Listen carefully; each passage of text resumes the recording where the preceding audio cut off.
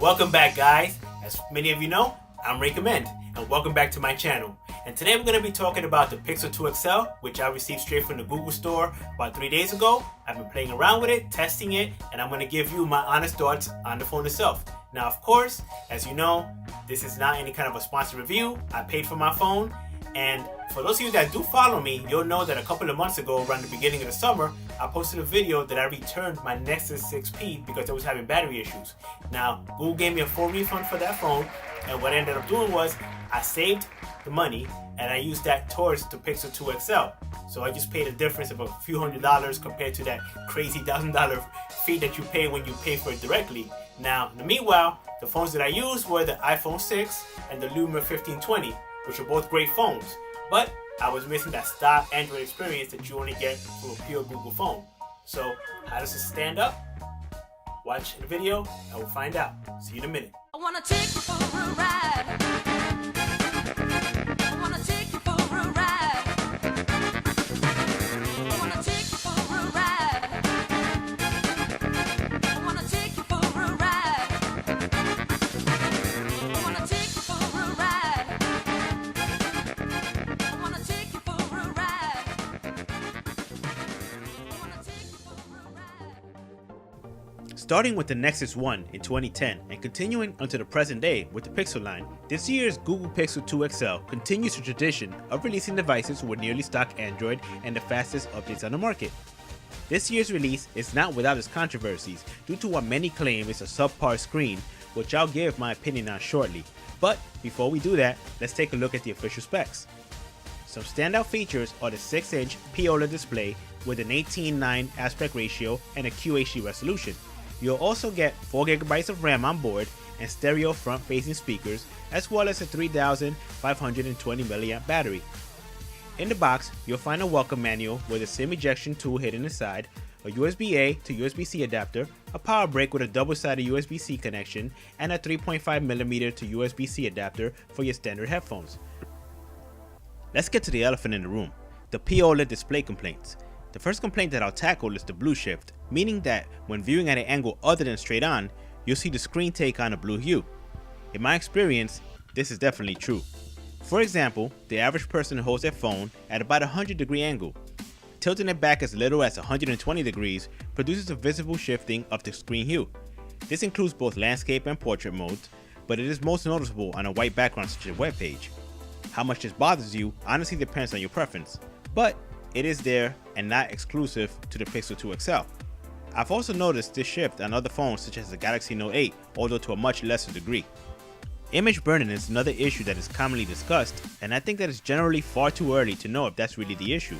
Not that it's impossible, but as someone who has worked with TVs and monitors that suffered burn-in damage, which is permanent, it tends to be easily noticeable no matter what your screen is displaying. I think that people may be suffering from image retention, which is temporary, and tends to go away after a few screen refreshes. This tends to be particularly prominent on new screens, with the issue dying down over time. If you're really concerned about this, keep the phone at a moderate brightness for the first few weeks, use apps with immersive mode to hide the buttons, and use an app such as Display Tester, which have burn-in repair tools every so often to help. For anyone that has owned a plasma TV, these tips sound very familiar to you. Google apparently feels that there is little to no issue, and Vice President of Product Management Mario Queiroz has issued a statement to the Pixel user community doubling the warranty from 1 to 2 years, and that there will be updates to safeguard the screen from differential aging. Of note, that does not mean that burn-in is automatically covered under the warranty. Do not be fooled. The last major complaint is the muted colors, which were done on purpose. To put it bluntly, I don't have a problem with the muted sRGB palette used. This should be completely fixable to software, and in fact, Samsung has had selectable color profiles on their phones for years. So have TVs. Google has stated that there will be a saturated mode added to a future update for those that are unhappy. I really like Samsung's solution and personally feel that Google should adopt it on stock Android. Moving on to the camera, the back camera on the Pixel 2 XL is 12.2 megapixels with an aperture of 1.8, OIS face detection and laser autofocus, and a dual LED flash. A smaller aperture generally means that more light gets in, which is good. The camera can record video up to 2160p. The front camera is 8 megapixels with an aperture of 2.4 that shoots up to 1080p. I'm not going to delve too deeply into the camera specs since I'm not a professional photographer, but in my experience, this is easily the best smartphone camera that I've used. An important metric that generally gets overlooked in daily use is speed, and this is the camera that you want for that. There is minimal delay in pressing the shutter button and getting a great shot. Colors look great, even with less than optimal lighting conditions. Videos look crisp and clean with minimal wobbliness due to hardware and software optical image stabilization. The front camera is just as impressive, and this year's gimmick among manufacturers is a portrait mode that blurs the background.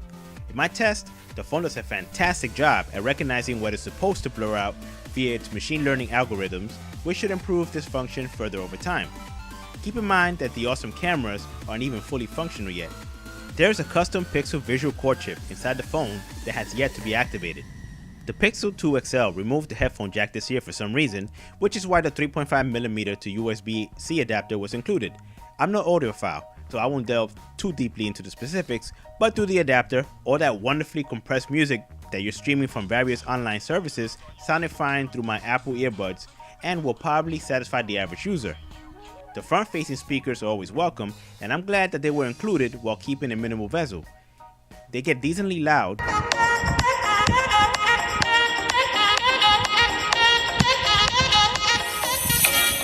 compared to the Nexus 6P, I felt underwhelmed by them. The 6P had a fuller, more bassy sound that just sounded better to my ears. They're fine for indoor use, and they're perfectly audible outdoors. Just don't expect to DJ your next gig with these speakers. On the plus side, you don't have to cup your hands around your phone to listen to it. I tried a pair of cheap Bluetooth headphones, which sounded just as great as you'd expect $5 headphones to sound, but I will say that they paired quickly, and I love the new audio feature that displays the headphone battery percentage. I also paired the phone through my car's generic Bluetooth audio system, and it paired quickly. The XL's new Now Playing feature worked well, listening to songs and displaying their titles on my home screen. This feature doesn't need internet to work, for those of you wondering. This is easily the most responsive Android phone that I've ever used. This easily compares to the iPhones and Windows phones of the world, and considering where Android started, this is a commendable accomplishment. The new Active Edge feature, which I thought would be gimmicky, is actually useful. For example, when I'm driving and need a Google Assistant, it's far easier for me to squeeze the phone and issue a command than yelling at the phone like a fool and hoping that it wakes up. You do get to choose from varying levels of pressure, or you can turn the feature off altogether if it doesn't suit your needs. Battery life on this phone is amazing. It sips from the 3520 mAh battery and lasts all day. I have yet to kill the phone, even with the heavy use, which for me includes multiple accounts syncing, texting, surfing the web, watching videos, listening to music, and gasp, talking on the phone.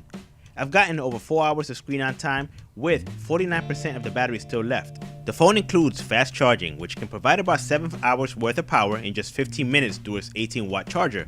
I would love to discuss how long a full charge takes, but I have yet to drain the phone completely. It just lasts that long. As stated earlier with touch and the camera, this feels like the fastest Android phone that I've ever used. Everything is snappy and virtually instantaneous. I'm not a benchmark junkie these days because, let's face it, companies cheat, and the high score doesn't always translate well to real-world performance. My stress test was running Dolphin, a GameCube and Wii emulator, and the phone did a fantastic job considering that these were just home consoles just 2 to 3 generations ago. Plus, Dolphin isn't optimized for Android, which makes the fact that many games run at playable speeds very impressive. The Snapdragon 835 is a beast of a chip for sure. At 3 inches wide, 6.2 inches tall, and just 0.3 inches deep, this phone is skinny and tall.